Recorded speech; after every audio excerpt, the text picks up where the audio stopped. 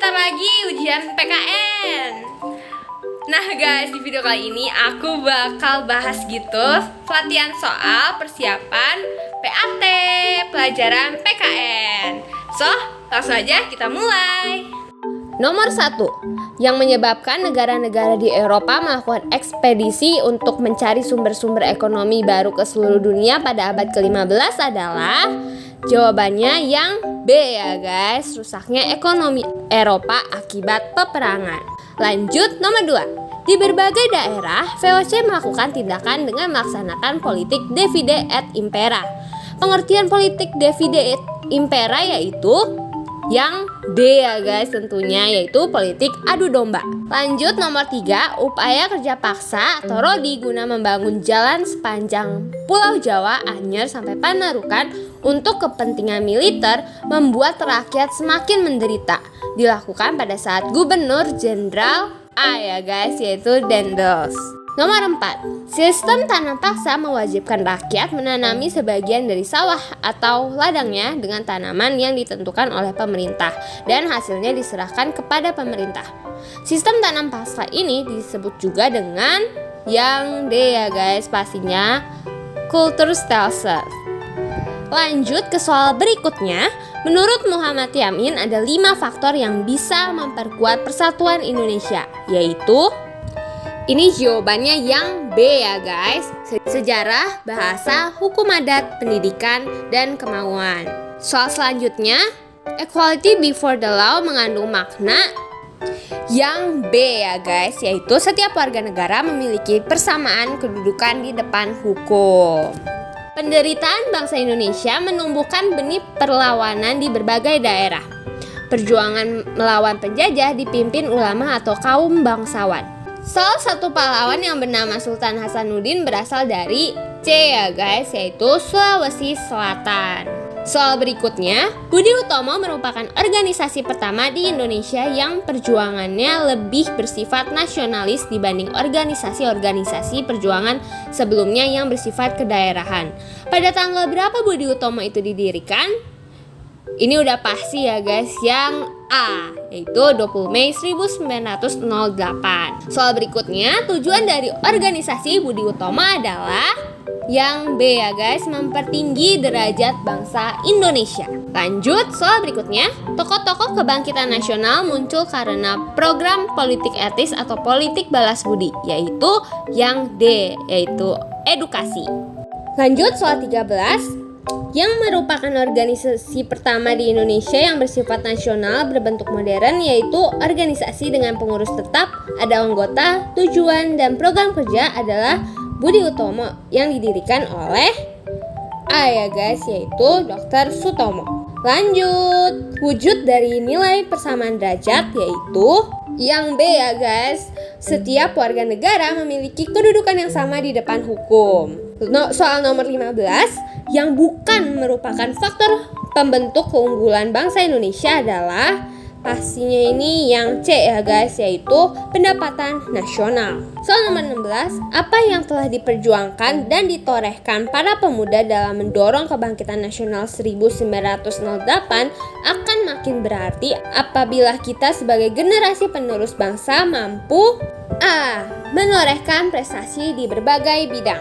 Soal nomor 17, pada saat ini, upaya memperingati kebangkitan nasional 1908 merupakan upaya kita untuk mengingat dan menjadi pendorong agar Indonesia bangkit kembali untuk membangun Indonesia yang lebih maju dan mandiri serta B, dapat berdiri sejajar dengan bangsa lain. Soal berikutnya, Sumpah Pemuda pada tanggal 28 Oktober 1928 bukan hanya menggerakkan para pemuda untuk meraih kemerdekaan, namun juga mempertegas jati diri bangsa sebagai sebuah negara.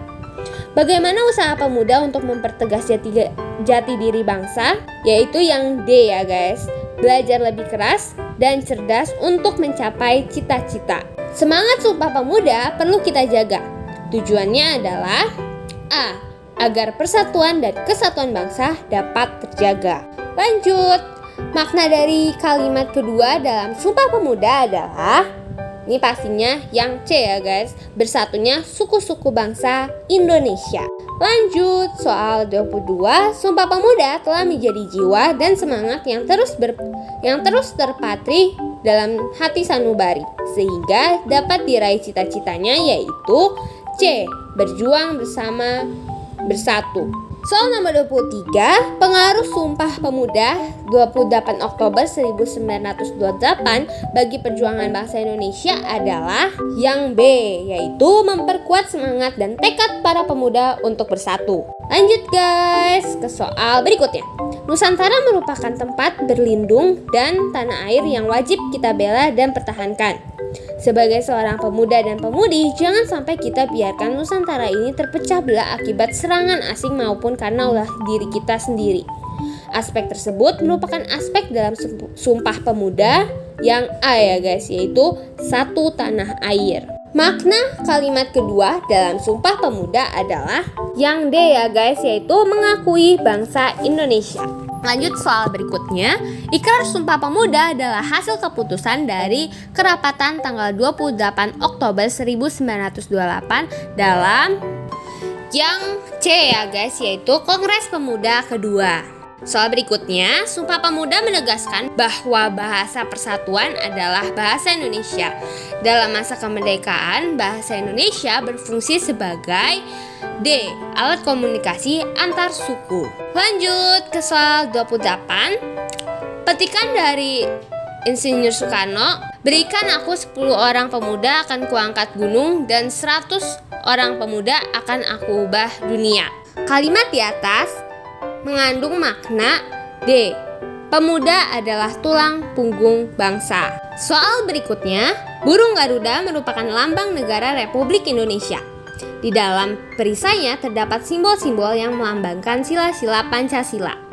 Simbol rantai pada lambang Garuda Pancasila bermakna yaitu A. Hubungan manusia satu sama lain.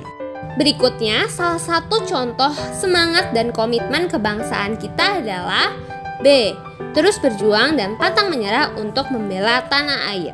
Berikutnya, contoh perbuatan yang menempatkan kepentingan bangsa dan negara di atas kepentingan pribadi atau golongan, yaitu ini yang D ya guys, yaitu mobilisasi umum bila negara dalam bahaya. Lanjut, sikap dan perilaku yang patuh dalam melaksanakan ajaran agama yang dianutnya, toleran terhadap pelaksanaan ibadah agama lain, dan hidup rukun dengan pemeluk agama lain merupakan nilai-nilai pendidikan karakter D. Religius.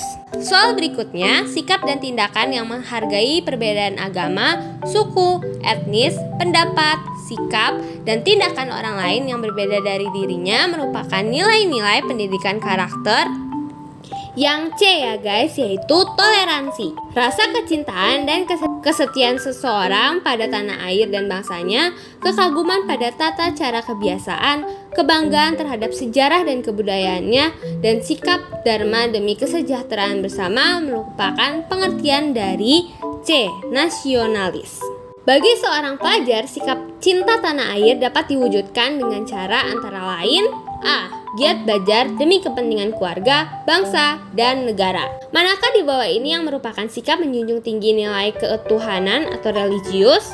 Yang D ya guys, membina kerukunan antar umat beragama dan mengembangkan sikap toleransi. Soal berikutnya, menurut UUD 1945 pasal 31, kewajiban sebagai orang tua adalah D. Memberi fasilitas belajar untuk anaknya.